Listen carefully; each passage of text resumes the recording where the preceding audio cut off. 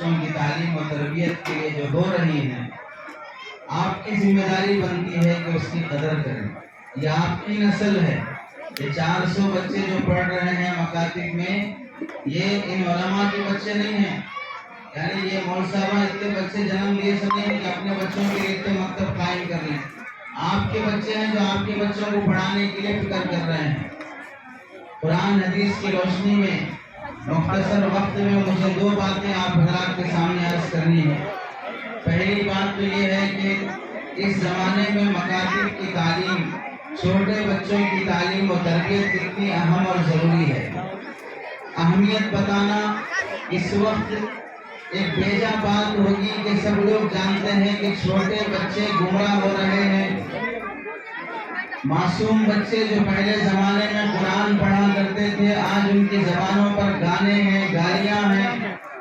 مسلمان لڑکیاں جو گھر سے باہر نکلنا نہیں چاہتی تھیں، آج وہ بے پردگی پہ فخر کرتی ہیں۔ مسلمان بیٹیاں یوٹیوب، واٹس ایپ، ٹویٹر اور انسٹاگرام پر آن لائن کی دنیا سے واقف ہو کر اپنے فوٹوز اپلوڈ کر کے بے حیا بے شرم بنتی جا رہی ہیں۔ ہر گاؤں ہر دیہات سے مسلمان لڑکیاں غیر مسلم لڑکوں کے ساتھ بھاگ جانے کے نئے واقعات، دسیوں واقعات آئے دن اخبارات میں دیکھتے اور نیوز میں سنتے آ رہے ہیں۔ مسلمان بہنیں جادو جنات کے مسائل میں پڑھ کر اپنے شوہروں اور اپنے خاندانوں کی زندگیاں برباد کر رہی ہیں۔ منتیں مرادیں ماننے کے لیے قبروں پر، درگاہوں پر اور مندروں پر، پجاریوں کے پاس، ایسی جگہ پر جہاں پر ماتھا نہیں ٹیکنا چاہیے، جہاں پر سر جھکانا نہیں چاہیے، شرک اور کفر میں مبتلا ہوتی جا رہی ہیں۔ مسلمان لڑکے موبائل کی لت میں لگ کر رات کے 2-2 4-4 بجے تک گندی فلمیں، گندی فوٹوز دیکھ کر رات کی ساری نیند برباد کر رہے ہیں۔ پہلا زمانہ جہاں پر 8-9 بجے سارا گھرانہ، سارا گاؤں سو جایا کرتا تھا، آج گھروں میں ہونے کے باوجود بھی 2-2 بجے تک لڑکوں کی نیند نہیں ہوتی ہے، آنکھیں لال ہو جاتی ہیں۔ نوجوان بچہ ابھی 15 سال کا بھی نہیں ہوا، نشے کا عادی بن چکا ہے۔ اسکول اور کالج جانے کے بہانے نوجوان لڑکے لڑکیاں بوائے فرینڈ بنانا، گرل فرینڈ بنانا، ایکس بوائے فرینڈ بنانا، ایکس گرل فرینڈ بنانا، یہ ان کے لیے نارمل اور عادت سی ہو چکی ہے۔ جہاں پر ناجائز تعلقات نہ کیے جاتے ہوں، وہاں پر شرمندگی محسوس ہوتی ہے۔ عزت اور حیا کے ساتھ، برقع اور پردے کے ساتھ جینے والی عورت کو طعنے دیے جاتے ہیں۔ اپنی شوہر کی خدمت کرنے، اپنی بیوی بچوں کو پالنے والی لڑکی کے ساتھ بدسلوکی کی جاتی ہے۔ وہی ٹائٹ کپڑے، چھوٹے کپڑے پہن کر کسی ہوٹل میں، کسی کمپنی میں، کسی آفس میں اور ایئر ہوسٹس بن کر فلائٹ میں اگر وہ جاب کرتی ہو، اپنے بدن کا آدھا حصہ دکھا دیتی ہو، آفس میں بیٹھ کر آنے والے ہر گاہک اور کسٹمر کو اپنا سینہ اور گلا اور پنڈلی اور ہاتھ دکھا دیتی ہو، اپنی خوبصورتی کے ذریعے سے دکان کا مال فروخت کرانے کے لیے اپنا جسم کا دھندا اور سودا بھی کر لیتی ہو، یہ سارا زمانہ وہ ہے جہاں پر عزتیں دفن ہوتی گئیں اور فیشن پنپتا گیا، اور خواتین اور گھر کی عورتیں اور لڑکیاں گھر کی عزت بازار میں لانے لگی۔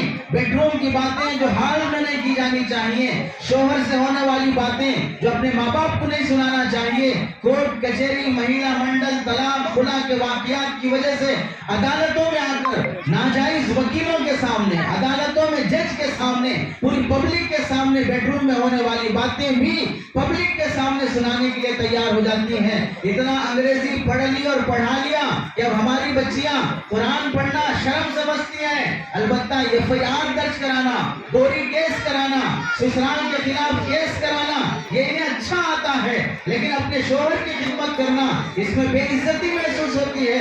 گھر کی اولاد کی تربیت کرنا شرمندگی کی بات ہے، اور باہر ہوٹل چلانے کی جگہ پر کاؤنٹر پہ بیٹھ کے وہاں پر ٹکٹ اور پیسے وصول کرنا وہ فخر کی بات ہو جاتی ہے۔